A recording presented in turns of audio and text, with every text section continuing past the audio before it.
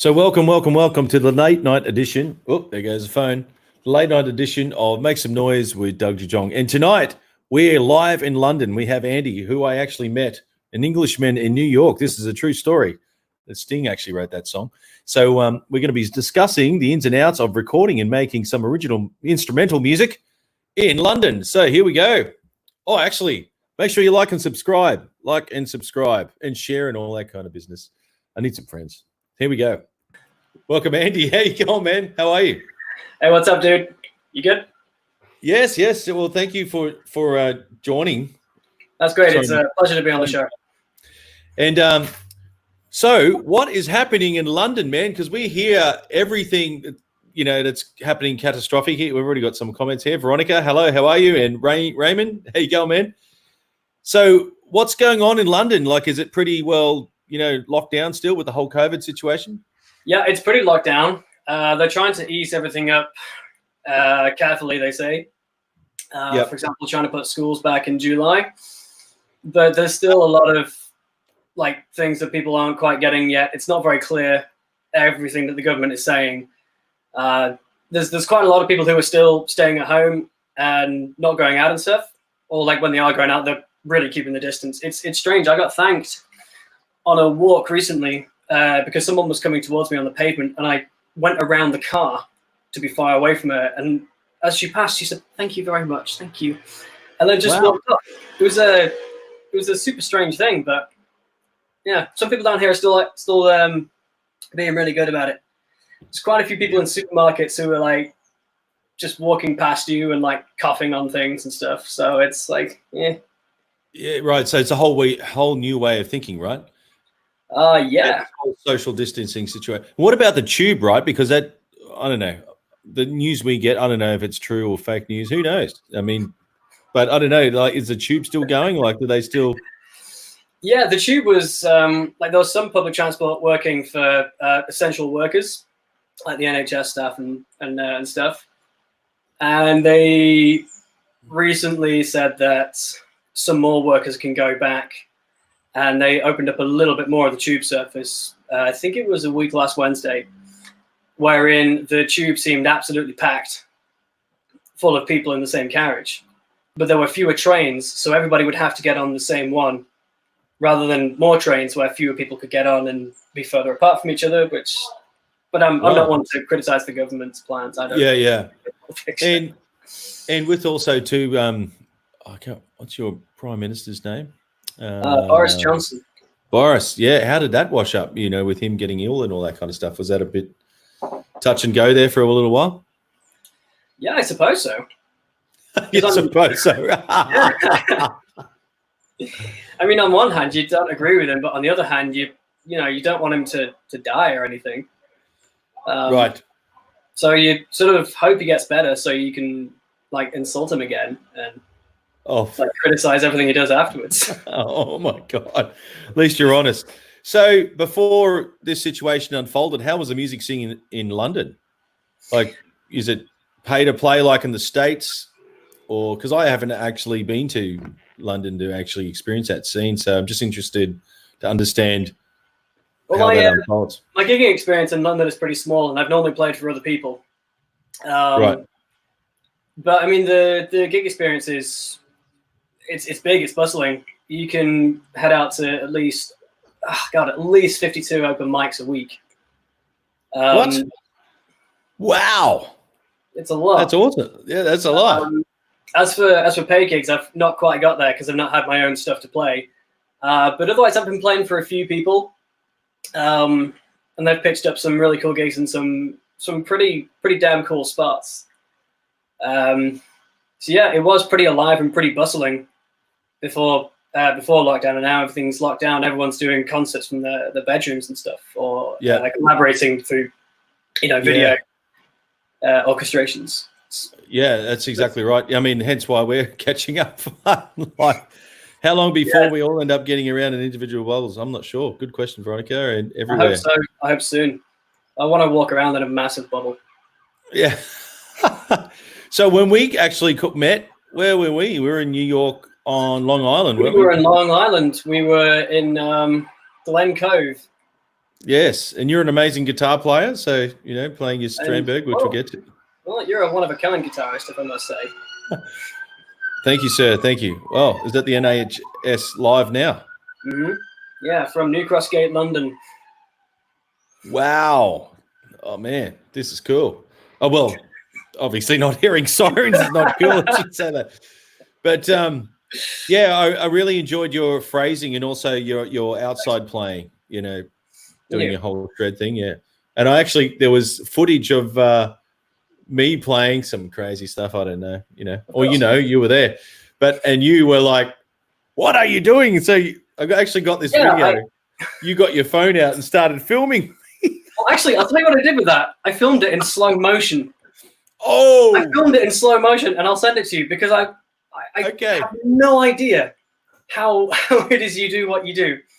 Oh, thanks, man. It's genuinely fascinating, and that's why I started talking to you. Oh, that's why you started. Oh, thanks for being honest, man. Oh, thanks, man. I'd love to see that in slow mo. I actually got the video of you filming that. I gave someone my phone, and I just went to town, and you were like, "What the hell is that?" And started filming. Very, very cool.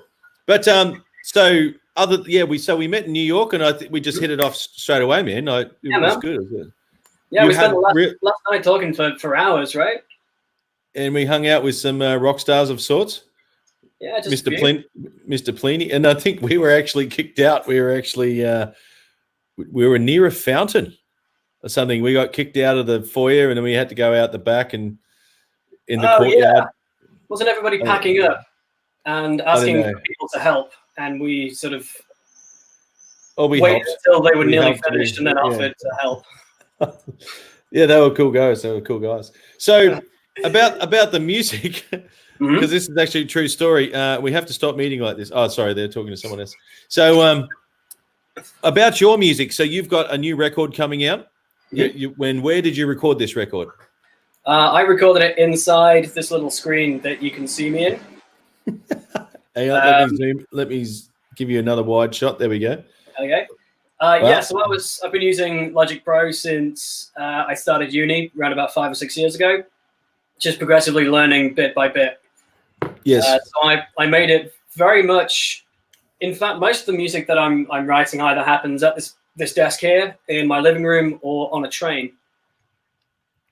You write on a train. I can't explain what it is. It's kind of like a nice, merciful, creative atmosphere for me. I can't tell you why, but everything I write that sounds good to me always happens on a train, really. Which is how the CP got started. I was on my way back down from my brother's, and I started writing this idea. I was like, oh, that's pretty cool. And then it kind of this EP went from there. Previously, I was using it for other stuff. Oh, you're not supposed to skinny dip in the fountain. No, we weren't skinny dipping in the fountain in New York. No. Doug's lying. We were all skinny dipping in the fountain. Oh, there was some good times, man. There was a little bit of bourbon, but it was fantastic times. So it's interesting you write on the train. So when you're actually writing the music, do you actually like hum along into your iPhone of sorts, or do you actually like type it into Logic? Hello, Jenny. Jenny's from the States, so she's the future guitarist. Jenny, what's up? Yeah, I'll be. Let's see, how do I do it?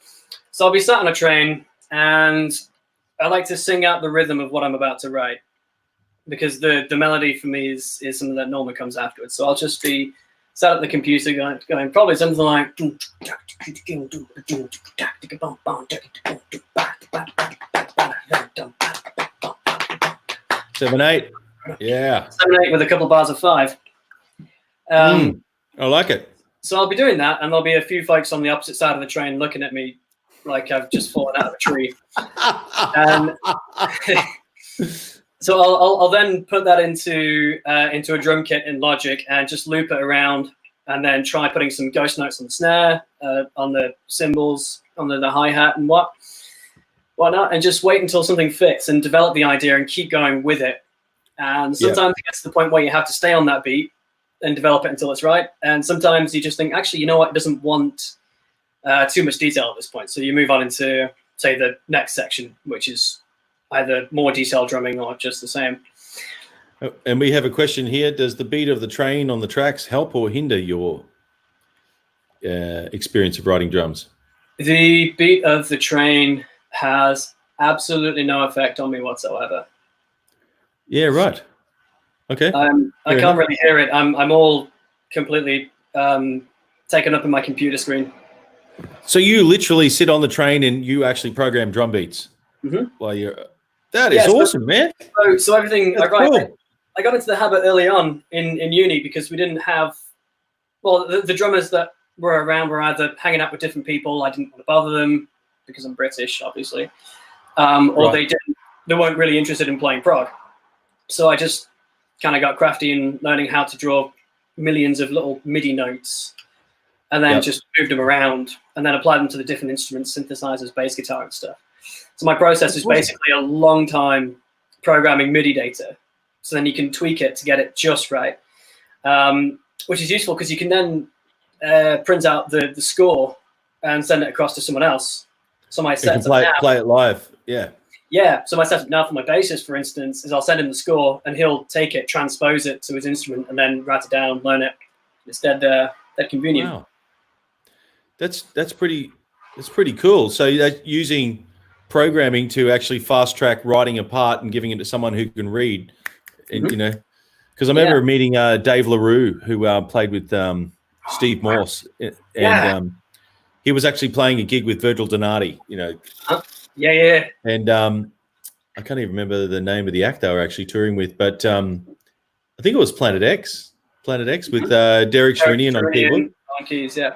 Yeah, and I was speaking to him, and I was like, "When did you learn?" Sorry, top of the morning to you, Jenny Paul. Englishman. And it was just really cool. I said, "When did you learn all these charts?" And he said, "Oh, just on the way over." And they just had the things, and they're just like, I mean, this prog music, man, like nothing repeats itself. They do have sections, but it's like a piece of classical music. It just starts at the top and goes, to the bottom, but all different, completely different parts. Yeah. This is very, very cool. Hey, Sean. Hey, Sean was just on the chat. Sean's an excellent guitar player too. Hey, Sean. So, and when you're mixing your drums, because this is really, really cool. So there's a lot of people that watch who actually are musicians of sorts and writing in the process. So I love the fact that you actually write all your drum parts on the train. That is so cool. So you multitasking whatever you're doing. But so with writing, how do you remember or collate melodic ideas when you're on the train? Do you actually put a synth pad in, or do you take your guitar on the train? I don't know. Maybe you play upside down and hang off the rafters. I worked out practicing on the train is a quick way to annoy everybody sat around you, so I stopped doing that. No, what I tend to do is I'll arrange my drum part first, or I'll arrange some sort of groove, because I love what Janis Joplin said, which is music's just for grooving, man. So you start off with some sort of groove, right? Cool accent. I love Janis Joplin's accent. It's great. So you start off with let's say a drum part, right? We start there, and then you take the kick drum, and then you align a bass line with the kick drum, something groovy, something fun, but also in a kind of Paul McCartney way, something that's also melodic. Depending on what you're writing, if you're writing a groove, it's probably going to stick around the same part, but it might have a little thing where it just goes, for instance. And then I might take a synth pad, something that kind of develops and becomes really big. Or my current favorite thing to do is take a chord progression but base it off of something else. Marcus Power. He's in Germany, isn't he? Guten Tag.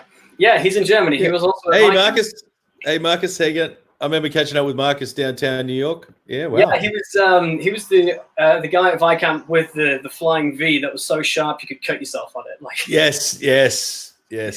Marcus actually loaned me his GoPro to film when I was. Yes, he did, didn't he? Yes. Oh, there he is. Hey, man. Good talk. That's awesome. Sorry. Yeah, back to the guitar playing.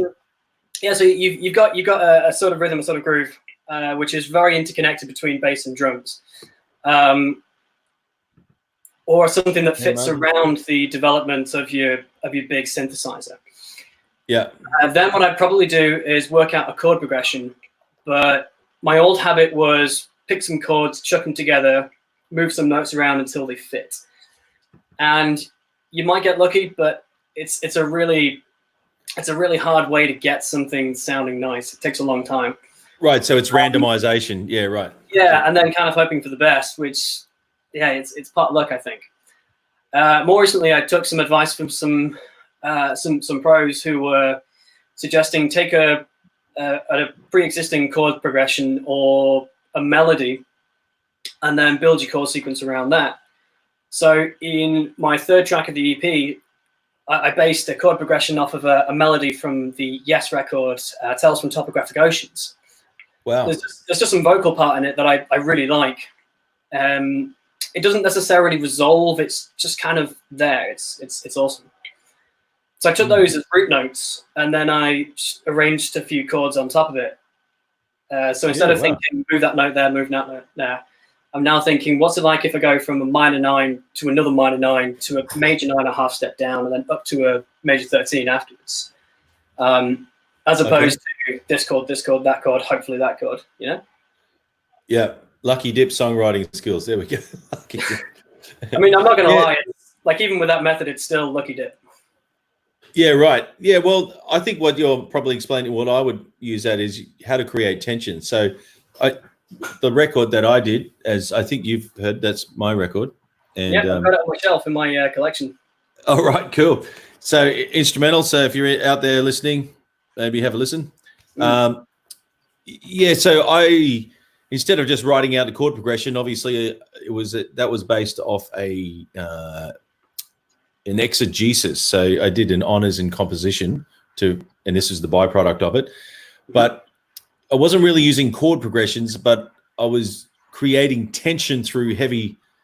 Oh, thank you, Jenny. She's listened to the record too.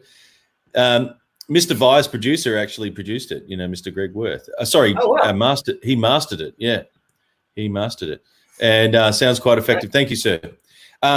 Anyway, getting back to the writing, is that I would write chords that would.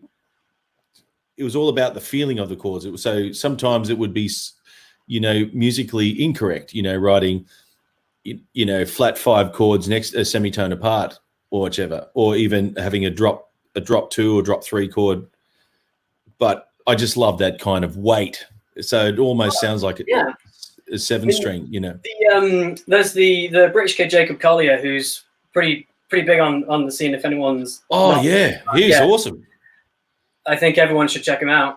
And he was doing a masterclass. He released it on his YouTube. But he with the chord progression, he'll say that you've not really got a chord progression the wrong way, but you might not have validated a chord or a particular note to be there.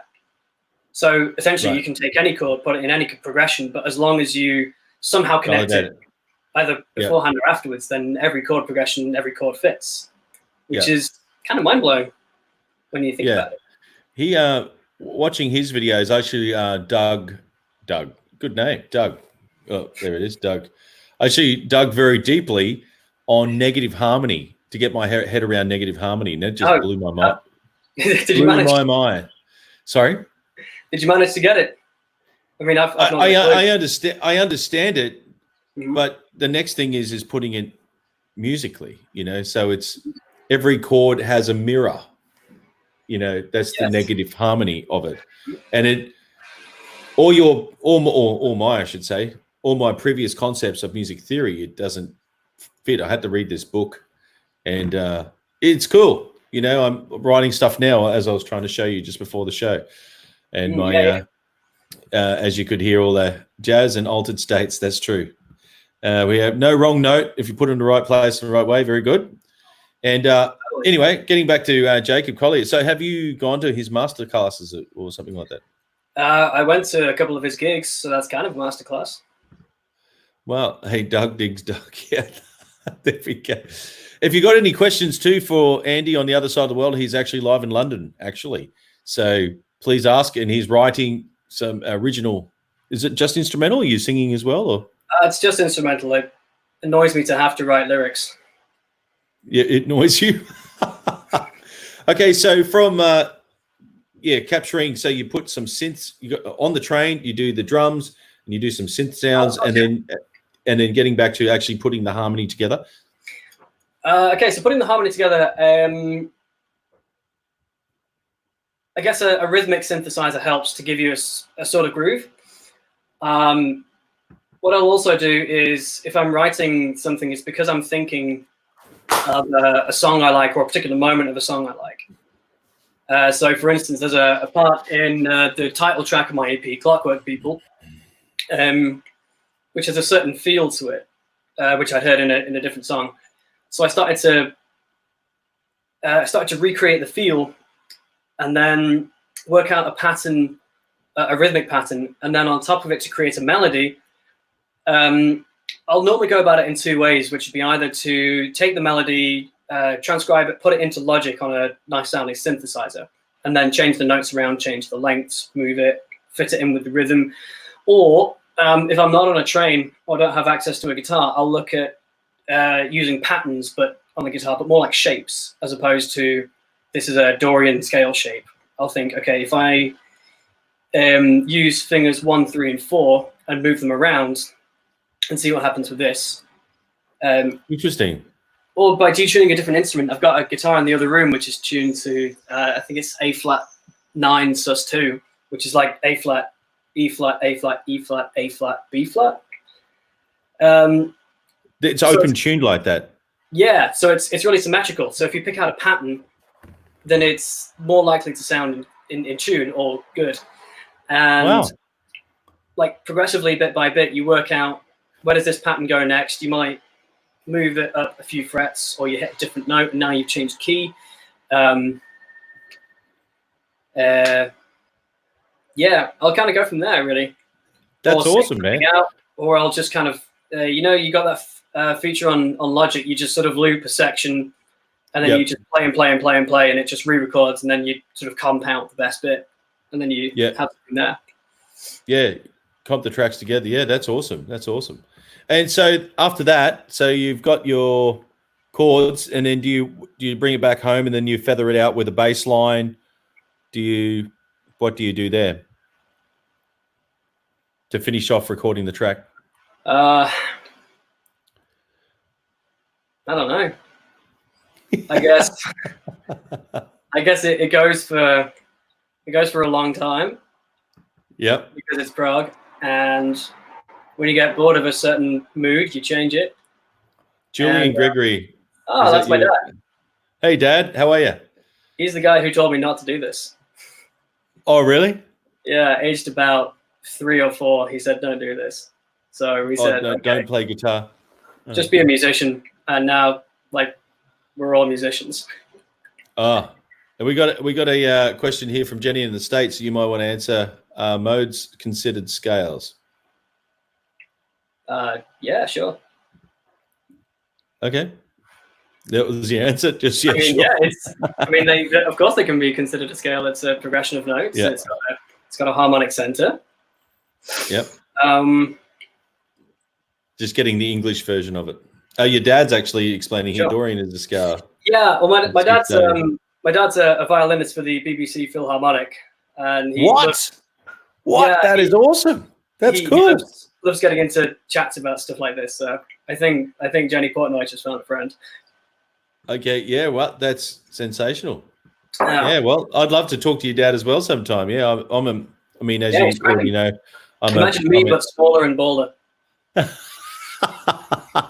When I met you, man, you look like what's his name from Dream Theater? John Petrucci. Yeah, you had long hair and all that kind of stuff. Oh yeah, it was massive. Yeah. Yes. But Jenny, getting back to the Dorian scale. So do you understand tone, tone, semitone, tone, tone, tone, semitone?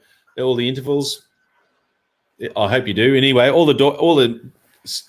mode is what I tell my students is once you write all those intervals out, you take the first interval. Well, actually, I'm doing it in reverse here. You take the first interval and you put it on the end. Yeah. Mm-hmm. And if you learn if you learn all your scales and you name them by number, as in 1, 2, 3, 4, 5, 6, 7, right? Because there's only 7 notes. Then you can learn your Dorian, which is 1, 2, flat 3, 4, 5, flat 6, or actually Dorian's a natural 6, and then flat 7. And then you get to, when you start hearing music, it becomes a process. It's kinesthetic. Like I can't help but see the guitar player playing because I can hear the notes, if that makes sense. Mm-hmm. So this sounds really, really trippy, but I can see someone playing the guitar solo. Does that make sense? And so I've never tried to play it before, but I can hear it. I've just seen how they're doing it. I know where they're playing it, and then I'll just play it. It's just weird. But that's what happens when you play a long time, yeah. But we got some more points here. I understand, I think. Oh, Julian, your dad said, smiley face, understand. Most creatives are night owls. That's true. Steps. And hi, Dad, you're a legend. There we go. Up steps.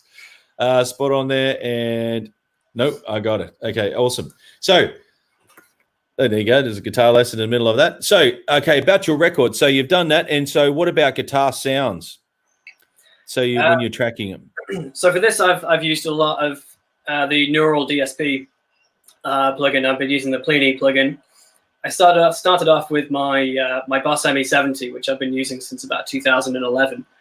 But it's starting to get all whiny and old now, so it's a little bit battered. Plus, I wasn't totally satisfied with the sounds I was getting. And then afterwards, I found it a lot harder to edit the sounds because my knowledge of plugins is less so than an amp in front of you, which is really helpful on the Neural DSP because you've got the simulation of the amp and simulation of microphones over the 3 different cabs. So you can move them around, change the microphone around. So there's loads of different combinations you can use to get a more specific sound. But for the guitars, I wanted a pretty... Oh, hey, it's Keith. Hey, Keith. He's an American? Yeah, man. I was watching his Facebook post about 2 hours ago. He was playing for like 5 minutes or something. It was really cool. Oh, wow. Yeah, I wanted my guitars to sound a little bit more modern, just because that's the kind of tone of guitar I'm into at the moment. I wanted the rhythm guitars to rumble like the universe is shaking, and the lead guitars to be nice and defined, but not too high end. So by taking off a lot of the top end of the frequencies, like above 6,000 hertz, it really helps to smoothen off, but you still get a lot of definition from the guitar. Yeah, wow. And I'm discovering the beauty of tape delay. Okay. I'm not sure if I can go back to digital anymore. Oh, right. Okay, so with the tape delay, are you using it as an analog effect or is that a digital effect? I suppose it would be a digital effect because it's inside the Archetype plugin. But I don't know. I like how I prefer how it sounds afterwards. When you have a normal delay, it just kind of goes ping, ping, ping, ping. Whereas with this tape delay, it sort of mixes around. It swirls around just a little bit. Has trails. I think that's called trails, isn't it? Yeah, sure. Yeah, I think. Well, just from a sound envelope, attack, decay, sustain, release, so that the if it was a real delay, like they just melt in. Anyway, I'm just sticking with that definition anyway. So we'll call them trails. Like that totally fits. I know what you mean. That's cool. That's cool. So, and did you mix it at home here? I tried to do a mix, and then I sent it out to one guy, and I've now reconsidered the sound I want. So that's now being sent to another guy to mix and master. I otherwise probably would have had a finished product right about now to advertise out, but yeah. But I wanted to change direction recently, so I've tried to mix it, master myself, but I don't really trust my ears enough at this point because it's more or less my first project. Yep. That I've had all the control over, and I've heard it so many times. I know how to spot all the intricacies, whereas someone else might not hear all these jazz chords that I'm using. I thought I'd give it to someone else who understands jazz. Okay, cool. That's good, man. And the other, you've got some guitars there. Can we have a look at your arsenal? Yeah, these are just a couple of them, which I figured would be the interesting ones to show. Yes, let's have a look. Where's your Strandberg? Oh, we'll start with that one. Oh, up to you, man. No, that's cool. Start here. So this is the thing that got all of the glory on the EP. Yeah. So it's a Bowden 06 model with Seymour Duncan pickups, and it's made of wood. Really useful. If you want all the details, it's currently tuned to drop D flat, and I'm using Elixir strings because they feel really nice for a very long time, and it takes a long time to dry them out and stuff. Plus the tone I feel is a bit warmer and a little bit smoother. That's really nice for me. Yeah, right. So I predominantly use this on the album, and I learned recently that if you ask for the guitar with no head, it saves you about £500. £500, which would be like 550, 600 Australian dollars. Oh, and the rest, I think, because our dollar is shot at the moment. Yeah. But, wow, that's so cool. I got one too. Yes, you do. You also the head thing is nonsense. It doesn't save you any money at all. I just wanted to see if you'd believe it. So these are those little things that I was telling you about. You know. Yeah.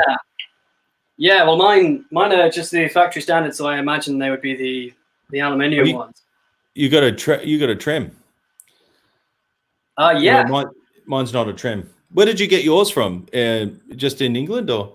Yeah, I picked mine up from Birmingham, which is the second largest city here, and really hard to understand the residents because their accent is so strong. There was a guy on the phone speaking English, but I couldn't tell what he was saying. I figured out. Wow. Yeah, so I got this in the city of Birmingham just from a big guitar shop, and then increased its value at Vicamp by putting his autograph somewhere very subtle. So I know it's there. Yes. But the rest of the world will always not see Steve Vai, which is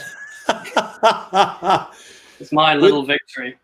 With mine, I was actually playing in Japan, and I went to. Have you been to Japan? Not yet. No, you need to go, man. There's a place called Guitar Street, and in Japanese, it's called Okanamitsu. I can't say it properly, but it's insane. It's like 400 meters, I think, with 40 guitar shops in one street. Cool. It's just insane. Yeah, but I was laughing at this guy randomly, and I said, "Oh, you should be the boss because you're not doing any work." And anyway, he starts talking of something. Oh, here we go, Rob Rhodes. Hey, Rob. I just called Rob. Anyway, I said to Rob's awesome. I'm actually on Rob's show tomorrow night, actually. Oh, sick. And hang on, weight relief. Les Pauls usually lose their headstocks too. That's true. I actually asked for an endorsement deal, and he was like, "Oh," and then so I went and played, and then they gave me an endorsement deal. So that was cool. There we go. I kid you not. Yeah, it was for me. Anyways. Did you get an endorsement deal? Oh, well, I actually went and met, what's his name? Mr. Strandberg. What's his first name again? Ola Strandberg. Ola. He is a legend. And I got to speak to him about him. Yeah. But the Japanese people gave me, I don't have an endorsement with Ola, but they gave me an endorsee price at the shop. Right. Anyway, what do we got? Hey, yeah, doing some practicing recording piece. Have fun. How you going, man? Kylie, Marty, what do you play? There we go. And very cool guitars. Sort of like Steinberger idea. Yep, that's true. Yeah. Yep. And very cool place. But I think maybe Rob, have you actually dropped a Les Paul? Have you, mate? It lost its headstock. Yes. But anyway, getting back to the I'm a king. Okay, fair enough. Thank you. Next guitar. Let's talk about that one. Okay. All right. Well, I picked this one up years ago, and I was told, I'm fairly sure it's true, it's a limited edition. So it's an Ibanez SO7, which was made with the Infinity pickups and a ZR tremolo, which stands for zero resistance. And it appears to be so specific that I can't replace the whammy bar in it because I was about 15, and I was learning how to play with my whammy bar. And, on the guitar, I hope. And I eventually ended up breaking it. I broke part of the structure on the inside. and I've since not been able to find the bit to replace it. So I'm just kind of stuck with a guitar that's like that. But the detailed feature about it, which is really cool, is really close to the skin. It's textured, so it's a 3D texture. Wow. And it's an S series, so it's incredibly light and very, very comfortable to play. Awesome. And 3 scratch marks are simply sick. So that's kind of when I started to really get into trying to take this seriously, age 15, and then getting nowhere. Then somewhere around my early 20s, I picked up this because I started to listen to Periphery and How Gent many in strings general. is that? Is that 8 strings? Got 8, yeah. Holy man. And in uni, I was getting very individual and very expressive. So I decided to put stickers on it, starting with these salamanders here, and then the salamanders. Sort of budget Steve Vai disappearing pyramid there, just because I was essentially bored. And by itself, it's purely white with a neck with no detail. So I wanted to add something to it. And then I can't switch them on now because the connector broke. But down here, you see around the side this little texture thing here. These are the like the sticky binding lights you can buy from Amazon and put them in your kitchen, and then they respond to a remote control. So I was playing in an electronic new retrowave duo with this, and then these would light up blue, purple, green, pink, whatever color we wanted. And the guy's guitar also did the same. That's awesome.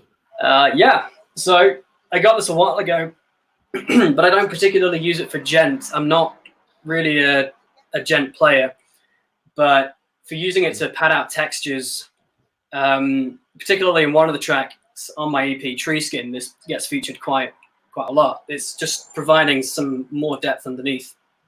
Yeah, so for me, it's more of a textural thing. It's like a 6-string to me, but with the option of going lower if you want. Right. So yeah. Do the lights still work, mate? Can we see an English disco? I can't, I'm afraid, because the connection port came off, and I'm too scared to pull the lights off because they've been on this for like 2 years now, and it's going to bring the lacquer off. That's amazing. I actually played an 8-string at NAMM, and at first it just really put me off, like having such a wide neck. Not because, not having been able to put your thumb over it. So it was just really, but anyway, eventually got the gist of it. I think you have to consider it as a different instrument because your hand grip is different. Your right hand technique has to be different. Although I guess fundamentally they're kind of the same, but it's a whole new approach. And if you leave it too long, like I've not played it really for about a year or so, you come back to it and you just can't play. Yeah. Because of the difference. It just sounds crazy, but I've got a 7-string. Actually, I have an 8-string here. It's like a what do you call those? The sticks? What do you call those sticks? Chapman sticks. Almost like that. Yeah, I'll show you in a sec. But great. Actually, you know what? I'll show you now. Hang on, 1 second. So just talk to everyone in your English accent here. Oh God. Okay.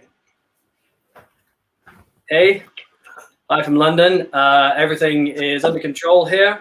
Nothing to worry about. The economy is slowly on its way back up. I say bully for everyone. Are you actually drinking tea in London? I'm drinking coffee in London. You've got it all wrong, mate. What's going on? Well, I'm that kind of guy who likes my toast done on 2 sides. I mean... Well, I'll quickly show you this, and I'll get to the comments. We've got a few comments. So this one here, you can see how wide the neck is, right? So, oh my goodness. So this is actually designed. You can see the controls are on the other side. So this is actually designed to play like so. This leg. So it's actually a tapping instrument, so that both hands. Wow. So this is for your right hand. This is like, yeah. So it's pretty full on. Still, So you can implement a kind of like a TJ Helmet sort of style there, yeah. Yeah, right. 8-finger tapping, because he actually did some gigs with Brett Garsett, right? TJ Helmet. Yeah, that's right. Yeah, Brett Garsett. One of my master's teachers showed me the Brett Garsett video. He's hilarious. I used to get lessons from Brett. Did you really? Yeah, I went down to Mel. I met him in Brisbane. He was up here doing a clinic. And I asked him, I said, how do I get lessons? And he goes, well, if you fly to Melbourne and bring a certain amount of money, we'll talk. So I said, okay. And I just went and did it. And I rocked up on his doorstep. And he was like, you know what, crazy. I think that explains a lot about you, about what you can do. Brett Garsett, he taught Steve Weisgo. Who's Steve Weisgo? Mr. Wiener, Dave Wiener. He taught at GIT in I think he taught in Japan and also at MIT in California. Yeah. I'm a nerd for knowledge, man. I go and study under lots of different dudes, as you can probably tell. I still get lessons from a guy in the States, actually. Who's that? Scotty Mishu. He's a freaking machine. But more importantly, he studied under Reggie Wooten, Victor Wooten's brother. And Victor played on Scotty's record. So I went and met Victor Wooten at NAM and told him this story. And he was like, oh, wow. So that's my dream, is to get Victor on a record of mine. Well, good luck to you, man. Well, really but first you have to prove yourself, right? So, but I've quickly scrolled through here these comments. So sorry, you're a king. Oh, yep, cool, thank you. Anyway, Rob Rhodes, not yet, thankfully. Don't jinx me. Don't break the Les Paul, man. So guitar player, that is, and we say, hi there. Yes, I play electric and acoustic, some uke and nylon string and some bass and sing harmonized, but very quiet. Getting back. Yes, awesome, man. Any strats? I've got a couple of strats. Have you got any strats, Andy? I don't have any strats. I can't. Fair enough. I just can't play them. Salomon is a cool, nice guitar. LEDs. Sorry, the comments are out of time, everyone. Clearly can't multitask. Yes, LED, disco guitar, Motown, Killer Groove. Wide neck is like playing a fence paling. Yes, that's exactly right. Eucalyptus oil spray will remove adhesive from lights without damaging. That's good. Veronica, point. How do you know that? That's someone selling. There's someone selling a Chapman here. Where are you from, Martin? What side of town are you at? Martin, Doug, do you actually sleep with that one sometimes? Yeah. Lisa, yes. Brett Farnham's guitar player. Yeah, Brett Garsett is awesome. He's amazing. I bet Mr. James is drinking coffee. There you go. That was actually true. Victor, yeah, baby. And harmonics from Victor. And but anyway, it was interesting about talking about Victor and Reggie. You know, the double thumping that Victor does. Yep. That was Reggie's idea. No way. Yeah, like Reggie, his brother. Poor man. I want to get lessons from him personally too. But there was something called. Have you been to music school of sorts, or? I did a master's at a place in London called ICMP. Otherwise, my degree is just from Manchester Metropolitan. It's a normal music degree. What was your master's in, composition, or? My master's was in guitar performance. That explains a lot about your guitar playing, sir. I'm a fan. It's awesome. And well, I actually did a jazz performance degree as well in New South Wales. There we go. I was going to ask you about playing performance. So was it actually centered around jazz, or was it centered around contemporary playing? It was actually, as it turned out, it was more around academia. There was an amount of playing, but the course, as the name suggests, was about the performance, really. Although we were getting tuition from some people, and all the guitarists that typically wanted to learn jazz so they could play outside in like a regular rock setting and stuff. It was this kind of awkward moment when the teacher went around the room and said, right, what do you want to know? And this guy's like, I want to learn jazz. What about you? I want to learn jazz. You want to learn jazz? It's coming around to me now, and I'm thinking, oh, flipping heck, I want to learn jazz too. So they came around to me, and I had to say, I want to learn jazz fusion, as though it was somehow different, but everybody looked at me the same, and I knew. But there were some cracking tutors there. Just to name a few of the tutors there being Bill Lawrence of Snarky Puppy, Wow. Ian Scott, who used to live with Frank Gambale, was a tutor Oh, there. he's amazing. Yeah, I had most of my lessons with Martin Goulding. Do you know Martin Goulding? I've heard of him. Yeah. Wow. He's a top player, a really nice player. He was playing with a band called Linear Sphere, which is it's bonkers. I don't know where to start with it. He was showing me some of the sessions and some of the rhythmic changes and like implied time signatures and cross harmonies, negative harmonies, superimposing chords. It's amazing. Wow. It's really dense musical material to listen to, but like when you start to get into it, it's like a nerd's paradise. It's fantastic. Which player was that again? Which player is that you just said? That's Martin Goulding. Martin Goulding. Okay, cool. Yeah, he's really worth your time. And I ended up with some tuition from flipping out, what's he called? Charlie Griffiths of Haken, the progressive metal band that was touring around with Devin Townsend. Wow, Devon's cool. So I was asking all of these guys, how do I play jazz? And then I was trying to implement it into my studies because I wanted to learn how to play outside and not just play power chords and bar chords and pentatonic all the time. I gave myself the challenge to never play pentatonic or bar chords ever again. That was the plan. But I realized that pentatonic is annoyingly useful, but also such a strong harmonic foundation. So you have to hang on to it. Plus, if you're playing pentatonic and then you step outside and go back into pentatonic, I think it's a lot nicer to listen to, a lot more satisfying to listen to, rather than being outside for ages. Yep. And I'm afraid I've gone on for too long and I've forgotten what I'm talking about, which is no.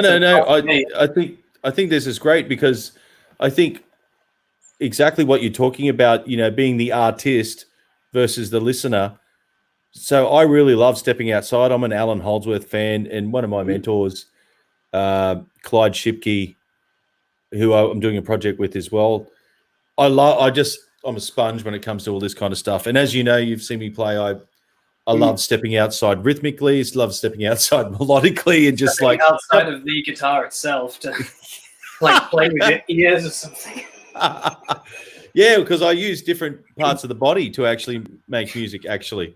And anyway, but I just love pushing the envelope. However, some people can't hear what I hear, and they might not like listening to Alan Holdsworth, like that's pretty dense harmonic material. So, there's sort of caught between a rock and a hard place. Do you make something that appeals to everybody?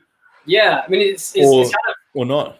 I guess it really depends on the listener, right? Because most people will I don't know, hear the outside phrase, realize that something sounds a little bit unusual, but you've already brought it back by reintroducing the chord tones. So you're back in the harmonic center again, and everything's all okay. If you check out, I don't know, some of the Jakub Żetecki solos, they get really detailed, and some of them take a while to sort of penetrate and get into and hear like the melodic content. But I think it takes an amount of time to listen, and also a willingness to want to like it as well. Yeah, that's exactly right. Yeah, a willingness to open your ear. And I think also too, when you're learning new sounds, I think it's important to just be exposed to it and then come back and then have another go, come back. Absolutely. Because if you do it too much, you're like, I mean, everyone has a genre. Because since starting the master's course, I've been putting on. There's a guy there who's a graduate of Berkeley. Made the dean's list and everything. He's a tremendous player, like level 10 kind of guy. He said, you want to practice over your dominant 7 and your altered chords. So one of my methods now is to sit at an altered chord or a dominant 7 track for about an hour. Wow, and just to get it internalized. And go. Because eventually you get bored of playing the same stuff, or you realize you're playing the same stuff. So you have to look for something else now. And you think, okay, well, I've got an hour's worth of time. Instead of playing, I don't know, a B pentatonic, why don't I try playing an E flat Lydian over this and just see what happens? Do I like it? Can I find a way to play it in the way that I think it sounds cool? But sadly, the rest of the world doesn't. Right. And I'm glad you said that. I got to meet Wayne Kramer. Do you know who Wayne Kramer is? He had a punk band, and he was in a band that had that hit "Kick Out the Jams." Tom Morello, Mm-hmm. Rage Against the Machine, that plays the song, covers the track. Anyway, my point being, he really he learned a lot about music through studying under this guy. Oh, his name escapes him right now. He was the trumpet player in Charlie Parker's band. I mean, Charlie Parker was the grandfather of shred, right? So playing bebop at 300 BPM, and I'm not kidding, 300 BPM. I know John Coltrane's kind of. Yeah, or John Coltrane, yeah, too. I mean, they're the same genre. Mm-hmm. But yeah, studying Parker and all those phrases, but they were so clean. Like when you slow them down, even though they're playing fast and they play like outside sounds, but they're so clean. Like they keep coming back. I don't know. For me, there's only so much I can take, but I've always been into the Miles Davis kind of phrasing, where he'll put the trumpet to his mouth, play something, and then grumble for about 4 bars, and then play something else.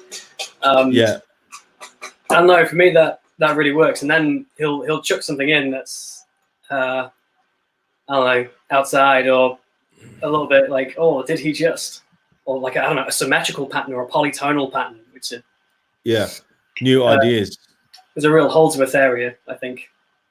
There's this is relating to you about the eucalyptus oil. Clearing sinuses and killing germs is just a bonus of our Aussie eucalyptus oil. Huh. Because you asked about how did she know about using eucalyptus? Yeah. Because our koalas actually eat eucalyptus leaves, right? Mm-hmm. So sorry? Remind me, was it a koala that's a drop bear? You should see the drop bears we have. No, without hearing, no.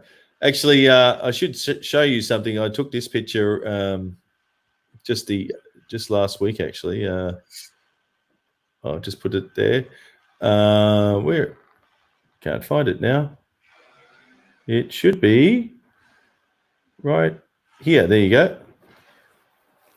Just for all your London. That's fantastic. Took it outside work. So because everyone from overseas said, "Oh, do you have kangaroos in the backyard?" I said, "No, they're in the front yard." But yeah. Hey, Steve, how you going, man? Yeah. So anyway, getting back to outside playing, I really think that, as an artist, it's making product, like especially like talking to the people who love Pliny and actually Pliny himself.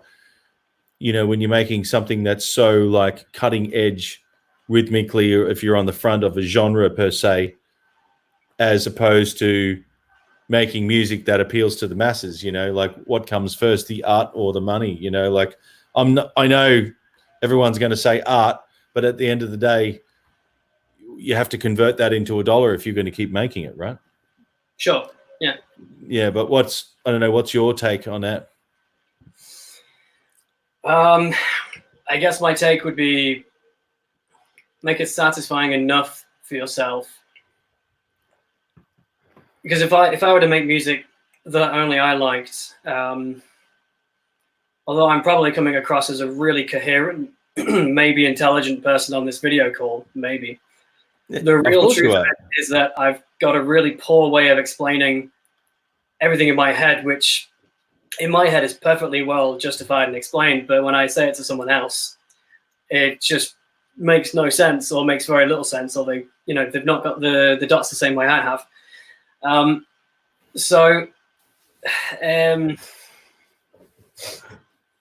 don't know. I think the part of the reason for making this EP was to stand against writing music purely for the sake of being liked. So there are some bits which just sort of cut off and then move on to another point, almost as though, which one way, sorry, it looks like it could be like, I'm finished with that idea, I'm going to try this idea now. But for me, the way I look at it is like watching a Japanese anime. For instance, there's the one with what's he called, Totoro, the giant bear thing, and he has this giant cat with about 20 legs that's also a bus, and there's never an explanation. That's just simply the way it is. But you watch it and you just sort of accept it. And I think I think music should be kind of the same as that. You know, you think, I've had this phrase. To be honest, I've had enough of this. Naruto, thank you. I've had enough of this this moment here. I want to change it. And I think a really good band for doing that is a British prog group called Frost. Yeah. Because they... Veronica, you're too kind. Okay, so you have Frost and a couple of moments in the odd Stephen Wilson track, like the solo stuff. And you'll have this kick-ass phrase section, and it's building, and then all of a sudden everything stops and you have just complete silence. Tension. Yes, absolute tension, but it's like digital signal, you know, you're on and then it's just very suddenly off. And I don't know, when I play this to people, they normally sort of recoil at it a little bit. Whereas for me, I think it's so fascinating to just all of a sudden like stop something else. Like it's quiet now, but only particularly if it works in time. And I think being able to express that is kind of what everyone can do now, because you have the internet. Everybody can release anything anywhere, right? Which means it was part of my studies in uni that so many people are producing that there's less of a limit on how maybe regimented you have to be. So you don't have to write, I don't know, 4 chords that make a million, to quote Porcupine Tree, all you fans out there. You don't have to write those 4 chords because there's no person at the other end saying this isn't going to sell. You can put your stuff up onto SoundCloud, which means that the barrier for how creative you can be is getting pushed so far away. And I think very much that's how you end up with someone as wacky and outside as yourself. Because thanks, man. because what you do is absolute pure expression. And I reckon if you were to get up at, say, I don't know, like an Alicia Keys gig, like, you know, now a solo from Dr. Jong, and you went out and you did your stuff, I reckon everyone would look at you like, I don't get it. But if you did that at a Tom Morello concert, everyone would be like, that's why I brought it up, actually. It's like, I saw it because you came up with your guitar there, and like Tom Morello just lost it from someone. So I think at the moment there's probably will become a lot more room for people to be outwardly expressive and creative, because they're not relying on a record company or someone to give you a deal, because you might just get lucky. Like, for example, Pliny did. A bunch of people heard his music online and thought this is really cool, and then moved him on. Yeah.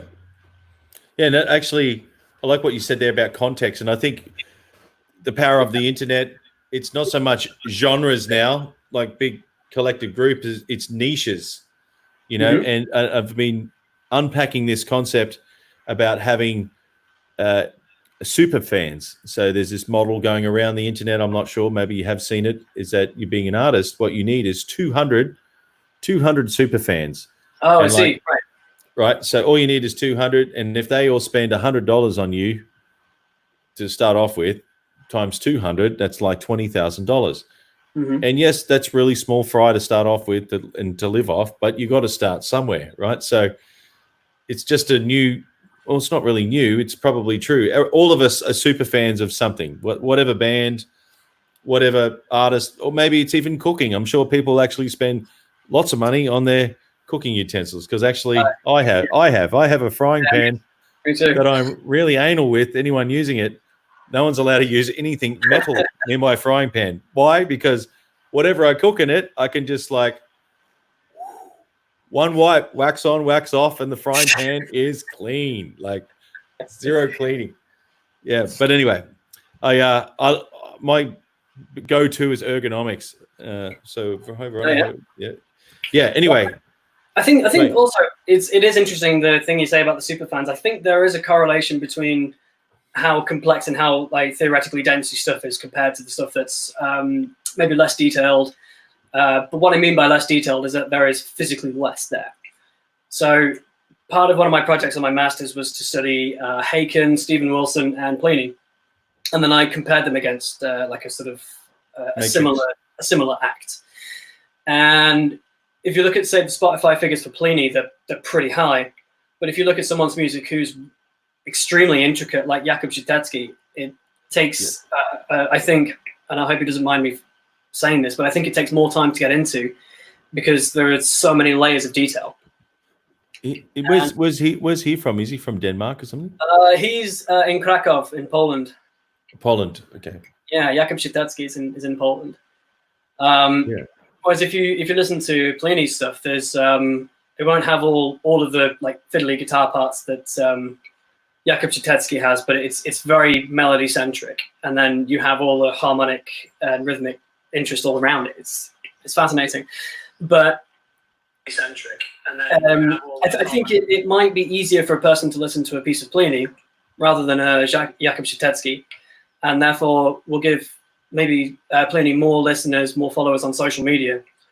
Not that it's not to say that it's easy to listen to, but maybe it's easier to get your head around it. Yep. Perhaps. And I hope I'm not stepping on any toes by saying that, but it's just something I seem to have noticed. That the more complex stuff tends to get less. I really like what you said there, because I think we lived through the generation of the VHS think tank, so expert knowledge was passed down through the VHS cassette, right?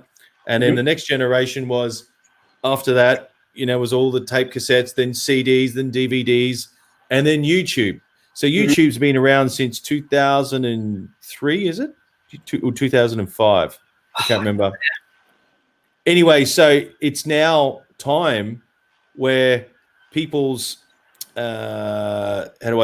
baseline of exposure to complex things has actually risen. So doing complex music is probably going to be a little bit more viable because people has been educated for a lot longer, with the whole thing on YouTube being around for nearly 15 years. So yeah, plus you have maybe sorry, go on. Yeah, sorry, I was just going to say the internet phenomenon, because the internet phenomenon is just like pushed knowledge out everywhere. So it's just, you have to raise above. If this is where baseline knowledge is and the internet's just shared it all, to stand out, you have to be a little bit different again, if that makes sense. So anyway, that's just something likable. I emailed David Maxon Machich as part of my project to ask him what do people want from progressive music, and he said they still want to hear a good song. But also you do have the internet. You've got the YouTube platform where, I don't know, you can pick up a masterclass with Tosin Abasi for free, and that's amazing. And then on top of that, you have Logic Pro or Cubase, Pro Tools, whatever DAW you're using, and you can create such a complicated part, slow it down easily, learn it how it's supposed to be played, and then speed it up, and then eventually you've got this thing. Whereas beforehand, you would have had to have thought, right, this part goes like that, and then if you learn how to write it down, you can write it down. But if you're then going to score the drum parts as well, and the bass parts as well, and the synthesizer parts as well, like you've got so much more of the arrangement to consider. And it's so easy to record an idea now because you don't have to play it to have an idea. You can think an idea, which is brilliant. And it's my main method for writing grooves and drum patterns. It's just what I think it ought to sound like. But you don't have to remember it. Like, it's not like John Lennon and Paul McCartney, who were writing songs, and if they remembered it a few hours later, then they'd use that song. If not, it wasn't worth it. Wow, that's cool. Yeah, if they couldn't remember the tune they sung a few hours before, they would just, not worth it. That's so true, because how would they actually put that down? That's amazing. That's probably a good point. I mean, yeah. And speaking of which, maybe what other influences? Like, I mean, you're just down the road from Abbey Road, are you? Or? In a way, yeah. Yeah. Have you been through the studio? Or? No, I've not been to the studio yet. No, it's kind of closed at the moment, so I'm. One job. I remember going to Arden Studios in Memphis. Mhm. It was a wild story how this unfolded, but the long and short of it is I met this dude at my mate's bar, and through playing guitar, I just played guitar, and because I played guitar, we spoke. He goes, "Oh, my roommate is like some Grammy Award-winning producer." Oh, okay, cool. Go meet him. He goes, "Oh, I'm actually working at Arden Studio." Oh, wow. Okay, cool. And then within hours, phone calls made. I was getting this like private behind-the-scenes tour of Arden Damn, Studios, and that's where they did Led Zeppelin 3, man. Like, wow. Just, I think they did AC/DC back in, was it back? Like, no, I can't remember which AC/DC record they're there. But I mean, everyone who's been there.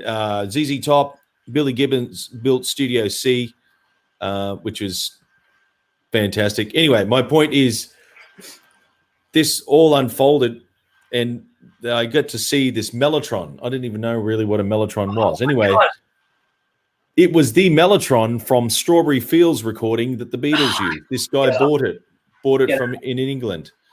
And I was like, man, this is like rock and roll history. And it's the only time, I don't know if I took a photo of it, but just mind blown. Like my whole day, like this all unfolded in like half a day. And it's all because of guitar. Like got to see this memorabilia. And then I got to go to the, I sound like a kid in a candy shop because I actually was.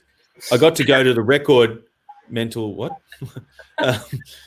And I got to go to the record cutting machine, and where they cut all the vinyl masters. Mm-hmm. And every legend in who went through these parts, they stood in the same spot. I mean, the cutting room was like really, really small, and they call it the cutting room. This is where they did the masters because it actually cut into the record. It was like mind blown. Anyway, getting back to sorry, that was my Beatles story. Anyway, sorry. But what I'm really fascinated about is you're in England, obviously before COVID. You're so you have access to so many awesome things around, because there's so many legends just right near London or not very far away. Because I guess England's not that very big, is it? Or probably compared to Australia. Not compared to Australia, no. We've only got one time zone here. One time zone. That's right. Well, when they've got daylight saving, Perth is 3 hours behind us. We're ahead. It's crazy. Actually, from Brisbane, you can fly 3 hours, and I've actually done gigs in another country in New Zealand. I fly from Brisbane and I fly to Queenstown. And you arrived at the same time as you left? No, a little bit later, but. I actually go to another country for the weekend. I mean, of course, you can do that too.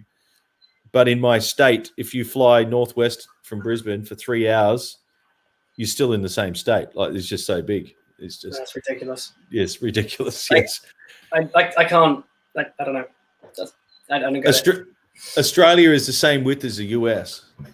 Oh, I know. I've read into the size of Australia, like how many UKs can you fit into Australia? How many? I think how many Europes you can fit into Australia. I can't remember now.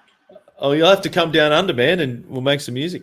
That'll be cool. Mate, I'd love to. I've not been there since what would it be, 2009. Oh, you already been to Oz? Cool. Yeah, I was in Adelaide for a few weeks. It was absolutely sick. Yeah, right. Well, I enjoyed it. Oh, right. I thought you were in hospital. Okay, fair enough. Oh, wow. That's awesome, man. So so besides doing this, so you're doing masters, you're at music school like right now? Oh, I finished now, but I was there. Yeah. Okay, cool. So there's something going on here. The fans are just talking amongst themselves. So everyone else who's watching, please ask any questions if you want to know anything about playing music in England. About the band. We're all like you see in the movies. Yeah, right. Okay, cool. I was expecting to be like James Bond, We're all secretly James Bond. Fair enough. So getting back to the music scene, with, as you said, there's like 52 open mics in a week there, which is just insane. You could do a tour, like, wow, of open mics. Have you actually gone, in other countries across or under the channel, through the tunnel, I guess, and done any gigs in France or? Oh, I see. I guess you could say I've done kind of some appearances in Poland. Because my girlfriend is from Warsaw, and she hosts. I think someone just called me 007. That's really cool. Yeah. You're listening at 007. Yes, my girlfriend hosts these like multi-art nights, these sort of multi-fusion nights. So people come up and they do some comedy, or they come up and play some music, act a scene out from a piece of theatre. So I've appeared in Poland a few times playing, but no, I've not managed to get out and gig in other countries yet. Okay, cool. But again, yeah. I've been off to a pretty slow start with releasing music, gigging my music, playing at least live. I've not managed my own solo gig yet, and I had a plan to play one in April. And then, right. And then I couldn't do it because there's a great big pandemic. Wow! And is it the is London actually over the bell curve now? It's already slowing down. Yeah, it's said that we're past the first peak, and now that it's just the sort of caution about not causing a second. But yeah, wow, it's kind of hard. It's hard to call because you don't want a second peak, but you also need your economy so your country can work. So where do you draw the line? Yeah. Wow. And because we were talking before about was it Wuhan or somewhere in China? They had a second wave already. It was that I'd read a headline, but I'd only read one headline, so I'm a little skeptical. Okay, whether it's actually true or not, yeah. And it's also from one of the newspapers in the UK that I wouldn't really trust. Is it true that because I actually looked at coming in, working in London actually, to be honest, teaching music. So if I do pull the trigger on that, I'll let you know. I'll come and say good day. Yeah. No triggers at the moment because it's everything's shut. But is it actually take 3 hours from London to Moscow? Flight 3 hours? I don't think so. You don't think so? Is it longer? Is it? Okay. I mean, I don't know. I've never flown to Moscow. It takes you about 2.5 to get to Warsaw, Poland, and that's round about halfway across Europe from here. Okay. Oh, we got some questions here. Can you still play loud, or have the noise restrictions hit the UK too, i.e. amps or Axe Effects, Helix Direct? And Rob. Okay, I got a question back. Do you have noise restrictions in Australia? Absolutely. Yeah. What? And it's actually when going in the States, I love going to the States because they're like, what volume restrictions? Like I mean, I'm not aware of any legalized noise restriction besides don't be a jerk after 11 p.m. But that's just kind of a common courtesy. Like if it's late, then don't make too much noise. But on every Thursday at 8 p.m. Everybody's been coming out of the house to applaud for the NHS. Yes. And then myself and quite a few other of my friends have put our amps by the window and then played something like Queen or one of the national songs, just as loud as freaking possible. And it's not like people are going, oh, I wish you'd be quiet. No, they stop and they get the phones out and they record you. And then they put you up on social media to say, hey, this is not such a depressing time. Wow. Yeah. That's amazing. So you don't have any noise restrictions just yet? Not that I'm aware of, no. Well, we have. It depends on what and when. So they actually have a dB, a decibel measuring device, and the law is you're supposed to have it 3 meters from the sound source. But what's ridiculous is that when you bring the PA in, i.e. a live band, the ruling is different compared to a fixed house system. And the laws are all over the shop and it's inconsistent, but quite regularly get told to turn down or turn off. And get this will make you laugh. Some venues have something called a power trip. So they have a dB meter that's hardwired into the power outlets. And so as you're playing, you have a traffic light system.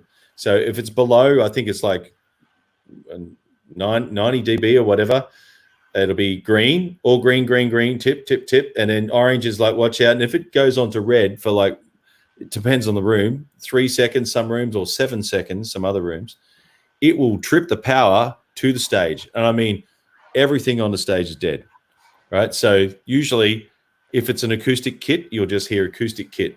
And it's pretty crazy because I've had this happen before and I've blown up a few amps because as soon as the power comes back on, it draws way too much current simultaneously and just crushes and destroys it. Oh, but right. Yeah, absolutely. Oh, or blow right. Or blow a fuse, so this is the thing. Or you put a slow blow fuse in, if everyone knows what that is. But the thing is the power, like, then it hurts something else, like it's sort of a knock-on effect. But it's a thing. But when I go to the States to do a little club gig, roll out the quad boxes, I remember doing this gig in a car park. I kid you not, the other guitarist had 6 Marshall, like he had 3 full stacks, like 3 of them. And we were just playing at like Bob's Seafood in the middle of the car park. And I was like, this is a pretty quiet gig, man. Like there's no one here. And he goes, oh, don't worry, with his accent. Don't worry. And there's like 2,000 bikes come out of the middle of they come out of the woodwork. It was bike night, Wednesday night, bike night. Crazy time. Damn.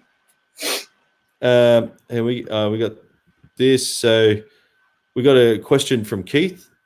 How do you perform solo with backing traps or looping?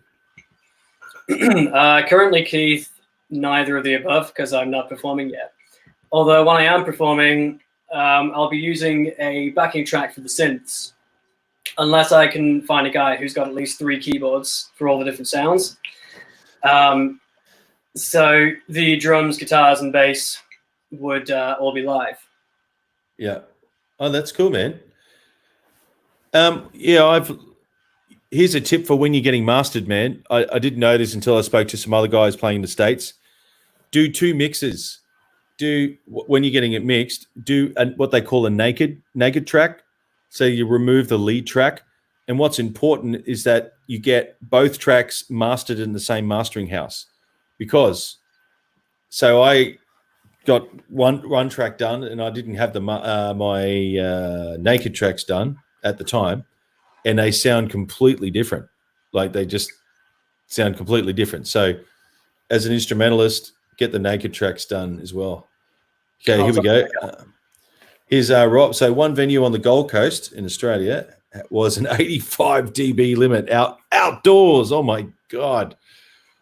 On a 30-minute average with a full-time guy monitoring it, no amps or monitors allowed. Oh man. Wow. Yeah, sounds like the worst gig ever.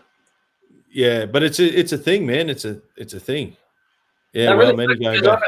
In the UK, you'd probably get someone saying, "Can you turn down a bit?" And then you say, "Oh yeah, sure." And then you turn down a little bit, and then they go, and you turn it back up a bit louder. Yeah, right. Like that's what we would probably do. That really sucks that you have a restriction there. Yeah, I mean, if you're playing something like rock music that wants to be loud, there's a difference between listening to rock music at a listenable level and then just so loud that it makes the empty chair beside you bleed. I mean, there's a reason for that. So I kid you not, when Rob Thomas came, I worked his last gig when he came to Australia here. He played at a big venue called Sirime. What they do is they split front of house. So you have the first feed coming off with all the big subs down the front. Then they have a second line for front of house, but they synchronize the sub. So when the sound from the first system comes, so they delay the second set of bins that are all flown in the air. It's really, really crazy. It's a technical nightmare. But the reason why they do that is because they aren't allowed to play at 114 dB or anything like that. They're just not allowed to. We have to keep it soft. So for the audience to have clear sound, the PAs that get set up are just astronomical, but they never run full out. They're only set up because to keep in sync with the sub as it goes up the hill. Yeah. Amazing. We should get someone on here that actually knows about how to set all those up. Mixing it. Yeah, okay, so maybe a couple more questions, and then. But thank you, Rob. Yeah, I'm sure he's. I guess after that gig, man, you might have wanted to snap your Les Paul. No, just kidding, just kidding. Is there so anything else you can tell us about London? Because I know you said you were in what bridge were you near? Right. I was telling you about the cutoff. Yeah, it's this crazy thing. I live in an area called New Cross, which is in the Lewisham borough, which is nice. It's pretty alternative. And as you take the bus into city centre, it gradually gets a bit cleaner and a bit less threatening the closer towards the centre you get. And then you go underneath Waterloo Bridge. Waterloo Bridge. Yeah, at least if you're coming from my way. And as soon as you go underneath that bridge, it's like walking into the London that you see in all the movies, the big glass buildings and people walking around in business suits and like the eye and stuff. And it's a literal cutoff, which is why it's so amazing. And wow, it's like being happy, and then you come out of London city centre, and now it's like miserable and sad, and people just can't afford things. And I shouldn't laugh, but yeah, wow. Is it? I know some people actually work there, and they actually said they got depressed, no pun intended, because of lack of vitamin D. Apparently, it's a thing, so they had to actually get on the train and go to France to get in the sun because apparently it's not very sunny in England. That's what I'm told. Well, I mean, it was like 26 degrees yesterday. I couldn't breathe. In fact, if I ever make it back to Australia, I'm coming in your guys' winter because. Yeah. I mean, 26 degree was too hot, mate.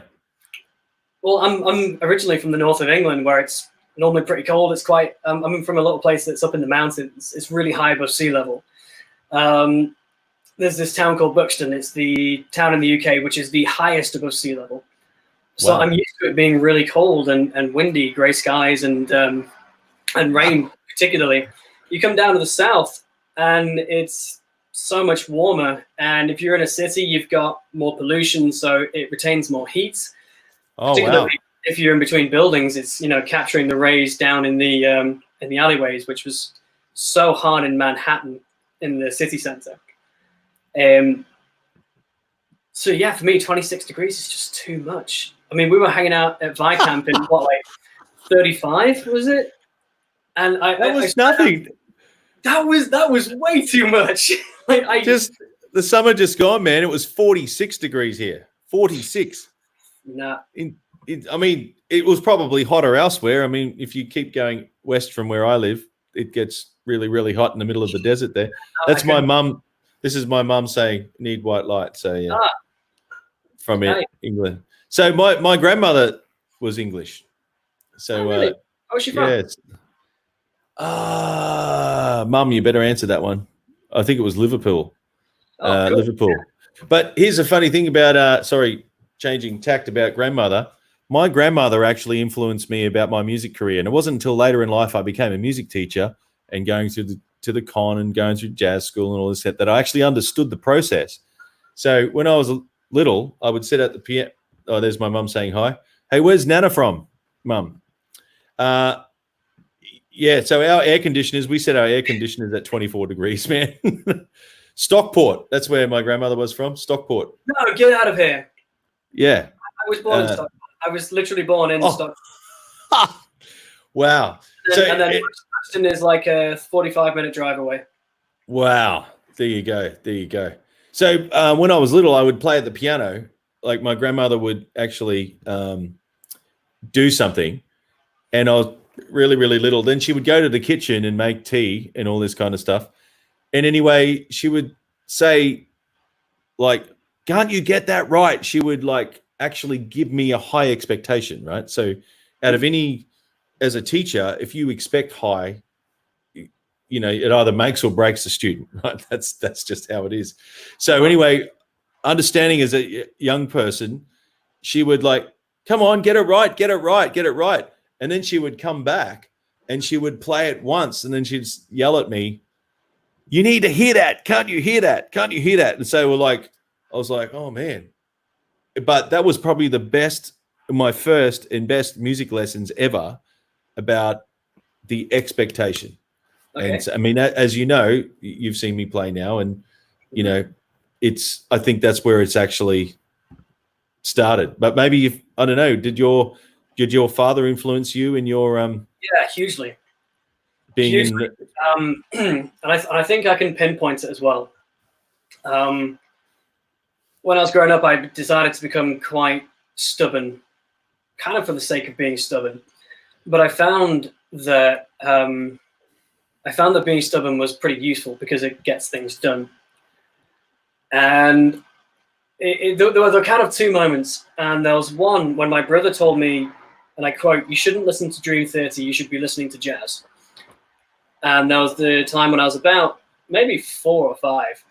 And I was learning to play guitar with my thumb. Oh. My first teacher was pretty basic. My dad gave me a piece in 3/4, and I couldn't do it. And I was trying, and my dad, I remember he got quite frustrated. So as a kind of result of those two experiences, I now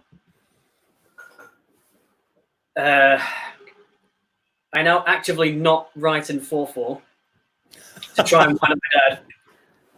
And I decided to get into prog rock way more than jazz or anything else to annoy my brother. But then it turns out my brother was also right, because I wish I'd listened to a lot more jazz earlier. Like if I'd have listened to my guitar teacher at the time who said, this is Pat Metheny, this is Alan Holdsworth, this is, who was he showing me, Eric Johnson. Me being a 14-year-old kid saying, no, I want to play Iron Maiden. Maiden's sick, just play like solos. So yeah, I did have a couple of these moments, and I remember them very, very vividly. Wow. Which is, so you'll hear a lot of my music if you listen to it. It will very rarely, or at least semi-rarely, be in 4/4, but predominantly it's because 4/4 is giving you like a comfortable, nice little effect. Right. Yeah. That's awesome, man. I can't believe you actually were born in Stockport. That's bizarre. But I would like to actually go there and just check out the. We'll put you up, because the place we live in is called the Peach District, and you walk outside the door, and the first thing you see is like a Lord of the Rings landscape, just forever. Oh wow! Like just as far as you see, there are mountains and. Like, you got little hobbits running around. Or? Yeah, and we also burn witches on Wednesday evenings. We get together as a little community. Well, Keith, getting back to your degrees here, Keith said Keith's in Florida. Oh what? Man, 34 degrees today. Well, 34 degrees today. Great day for the pool. That's fantastic if you have a pool.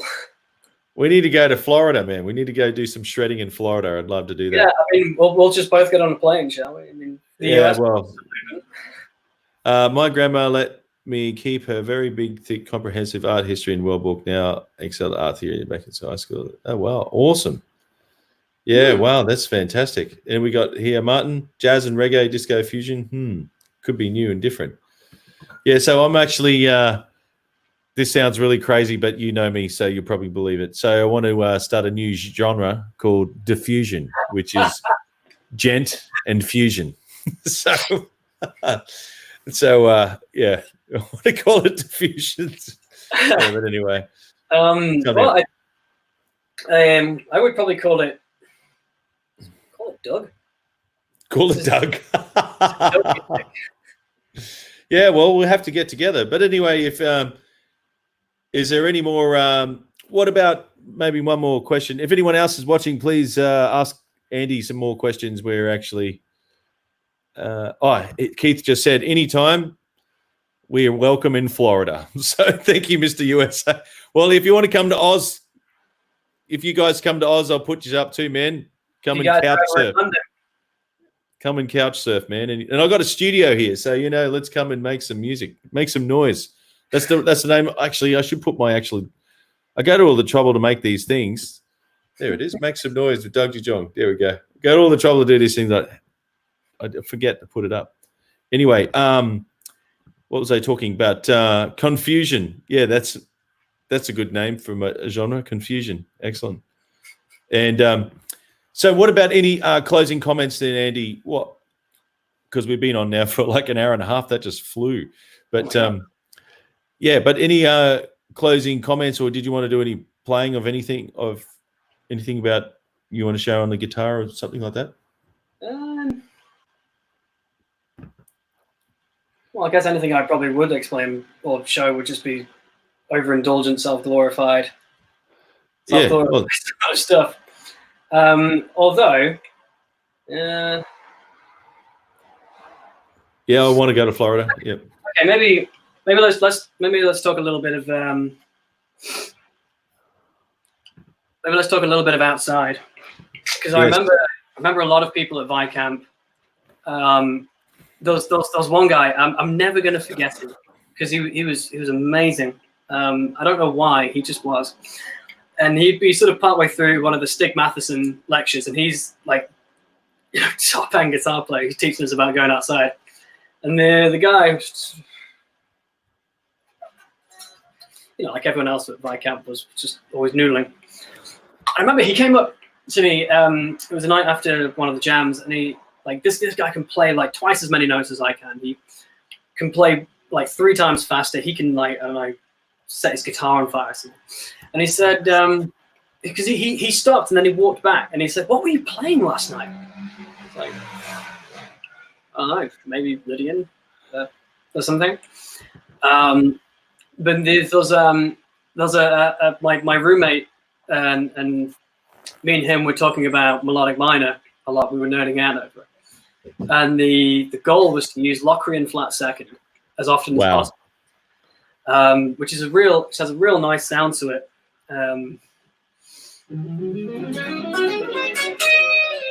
Yeah. It's great with the it sounds super nice, doesn't it? To then move it into the pentatonic thing, to use it as a contrast, it sounds really nice over an altered chord, or a 7 chord when something's changing. But it's a real fun, a nice, easy little way to groove things up. There's a lot of videos on Instagram right now where people are saying you can play all these dirty chords that all the producers know, and you don't make them sound super simple, but they're really very easy. And it's great because this is easy, because you could start off with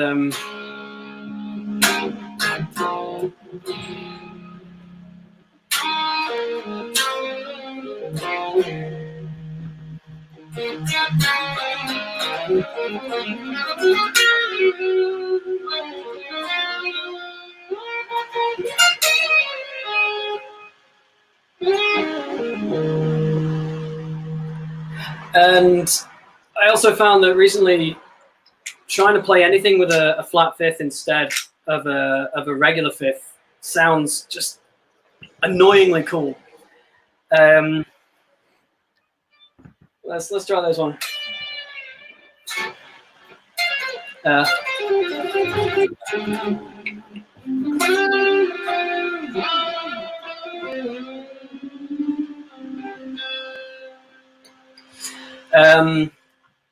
So there's a couple of nice little escape routes, but I found a really sneaky one, and I'm still learning how to place it, which is to start off at a pentatonic. Let's take it from the A position, although I'm playing at A flat. Nice and easy. Everyone knows this sound, right? If I do something a little bit surprising,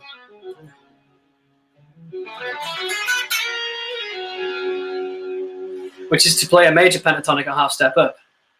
So I guess that would be A flat pent minor to an A major, and that's probably A major. So are you starting in A minor? Then you were talking about playing B flat major.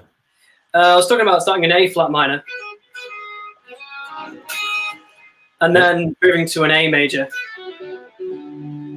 So the modulation would be a major second, because in A flat minor the key would be B major. When you're going to A major, the tonality of two major chords comes from like chord 4 and 5, right? And that's exactly what I would say if I were on camera too. Yeah, right. But I'm just saying it's a familiar. It sounds cool that way. It sounds really, really cool. But also, if it's of any use to anybody watching who wants to make things a little fusiony, so the best advice I got was to just work with minor thirds. It's dead useful with a diminished lick. So, for instance, one of my favorite ones is.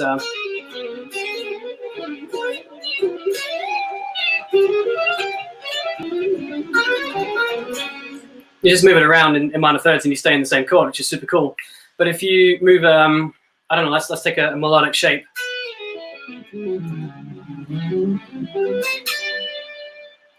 Like that, and you keep the same shape, but you just shift it around by the third.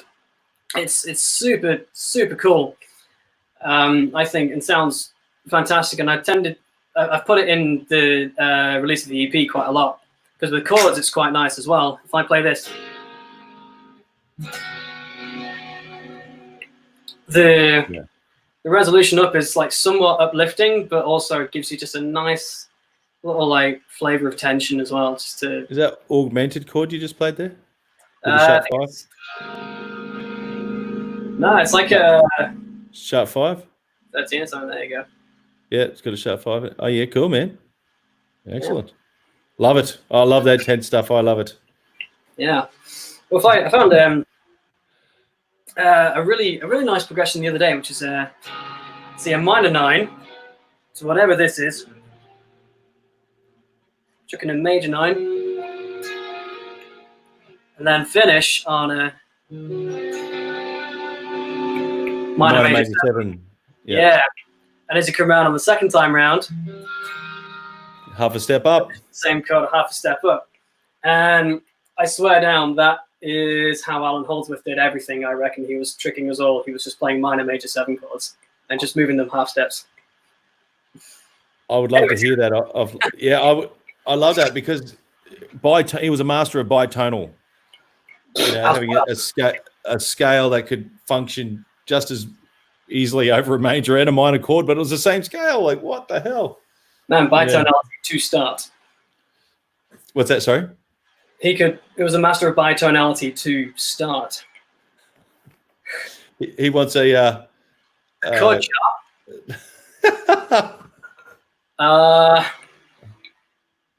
No, I think he's laughing out loud. He's laughing out loud. He was just saying. No, I know. I want to give Keith a chord chart because I know Keith finds this interesting. Yeah. Oh well, we can do that another time or whatever. But or you can message him offline. But or anyway, thank you for that. Thanks, Martin. And I guess any closing comments, like any maybe words of motivation for someone who's up and coming who wants to be themselves and move forward being an original artist? I guess I'm not going to give you any advice because I've not been there. But I'll give you my current state of mind, which is I am massively imperfect and don't get things right a lot of the time. I've got a big expectation. I've got a big plan, but my plan is 10 years long. And that's the hardest bit to remember at the start. Right. My favorite band is Haken, and they started in 2010 with an album, and then they made a second album. And I think I read somewhere they were going to just start with like 2 albums, and then if something happens, cool. If not, whatever. But within 10 years, they've become one of the major progressive metal acts in the community. So I figure if I give myself a 10-year target rather than a strong 1-year target, a strong 3-year target, but an overall 10-year that is, I don't know, made up of the smaller targets, then Yeah, I like that because even like the genre of gent, like that's only like sort of come of age in the last 5 years. I mean, it's only really been present since like 2008, right? It was more something like Meshuggah decided to do some silly things, and then everyone said that sounded really cool.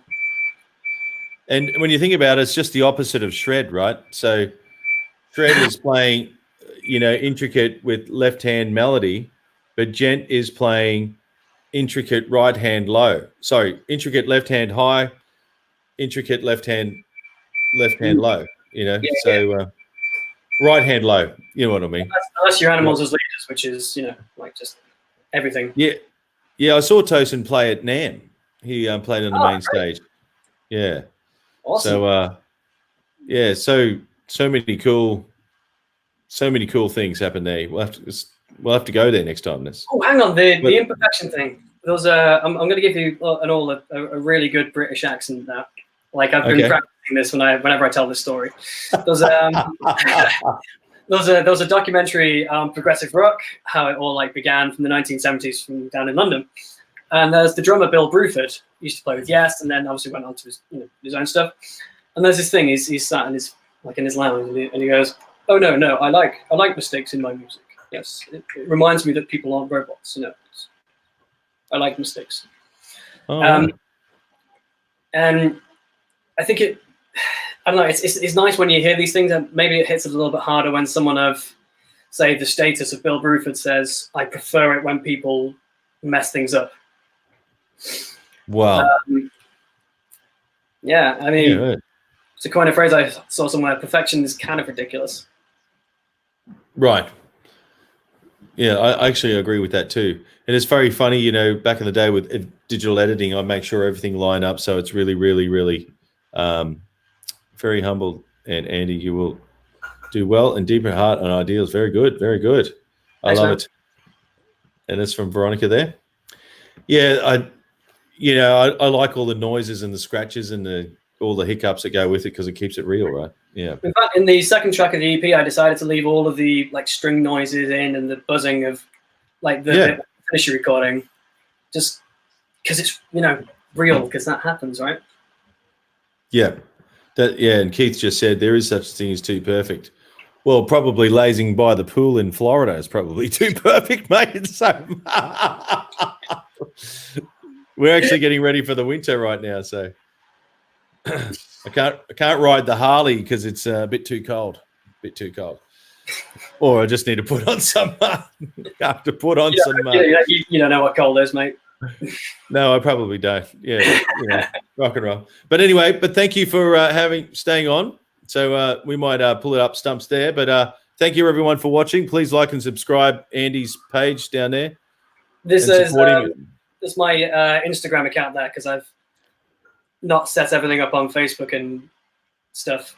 I like Instagram. Yeah, right. Yeah, cool. Go to his Instagram. There it is. Very good.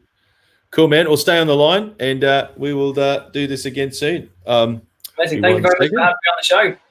Good night to you all. Where's your cup of tea? What cup do you have? Which one's better? Oh, right. Mine is of Yoda saying size matters not. What says it? Size matters not. A Yoda. My favorite coffee cup in the world. And the reality is, I'm drinking tea in Australia, and you're drinking coffee. I didn't expect you to be. Yeah. I mean, for what it's worth, I love Sting. Yeah. Right. Yeah. Massive Beatles. I mean, Police fan. Anyway, man, stay on the line, and I will talk to you in a second. Thanks, man. Cool. Yoda. Oh, sorry. They just said Yoda wins. Like, seriously, I can't win any more cup competitions. Yoda wins. Well, thank you very much for watching. This is Doug Jong from Make Some Noise. Please like and subscribe, and I'll put my YouTube channel on here. Here we go, here. And please support Andy in his onslaught of becoming an artiste. So as soon as his stuff comes out, I'll share it, and like and subscribe and support everyone. Support everyone. Go and like everyone's pages on here. See you, Jenny, all the way from America.